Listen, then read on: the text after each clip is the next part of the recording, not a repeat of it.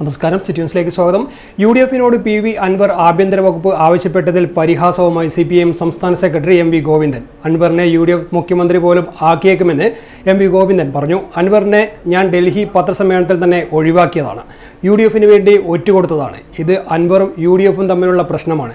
ആ പ്രശ്നങ്ങൾ UDF ചർച്ച ചെയ്യട്ടെയെന്നും അദ്ദേഹം വ്യക്തമാക്കി. എനിക്ക് തർക്കമില്ല. കാരണം അവരുടെ പ്രശ്നമല്ല. അൻവർ ഞങ്ങൾ മുമ്പേ ഞാൻ ഡൽഹി പത്രസമ്മേളനത്തോടുകൂടി ഒഴിവാക്കിയതാണ്. അൻവറിനെ കമ്മ്യൂണിസ്റ്റ് പാർട്ടിയായിട്ട് യാതൊരു ബന്ധമില്ല. അദ്ദേഹം പോയിരിക്കുന്നു. അദ്ദേഹം പോയപ്പോൾ ഞങ്ങൾ ഒഴിവാക്കിയതാണ്. അതിനുശേഷം പിന്നെ അൻവറുമായിട്ട് ബന്ധപ്പെട്ട ഒരു കാര്യം ഞങ്ങൾ ചർച്ച ചെയ്യേണ്ട കാര്യമില്ല. അതിൽ അൻവറിൻ്റെ കാര്യം. പിന്നെ അൻവർ പറയുന്ന കാര്യത്തോട് സംബന്ധിച്ചിടത്തോളം പ്രതികരിക്കാനുമില്ല.